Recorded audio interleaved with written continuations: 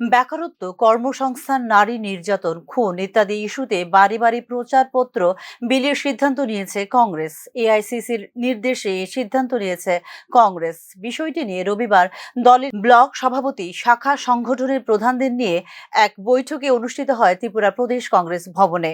আমেরিকার রাষ্ট্রপতির নির্দেশে পাকিস্তানের সঙ্গে যুদ্ধবিরতি ঘোষণা করে ভারত এই বিষয়টিও প্রচার পুস্তিকায় থাকবে বলে এদিন জানিয়েছে প্রদেশ কংগ্রেস সভাপতি আশিস কুমার সাহা। তাদের রাষ্ট্রপ্রধানের তাদের ধমক খেয়ে ওনাকে এই সিজফায়ারের সম্মতি দিতে হয়েছে বা বাধ্য হয়েছে, এই বিষয়বস্তুগুলি আমরা জনসম্মুখে তুলে ধরব। এই প্রচার পুস্তিকাতেও আমরা সেগুলি বিস্তারিতভাবে বলেছি এবং রাজ্যের বর্তমান বেকারত্ব, মূল্যবৃদ্ধি, আইন শৃঙ্খলার সার্বিক অবনতি, নারীর অবমূল্যায়ন, অমর্যাদা, তাদের ক্ষমতায়নের ক্ষেত্রে প্রতিশ্রুতি ভঙ্গকারী এই সরকার, এই বিষয়বস্তুগুলিকে সামনে রেখে আমাদের বাড়ি বাড়ি প্রচার শুরু হবে।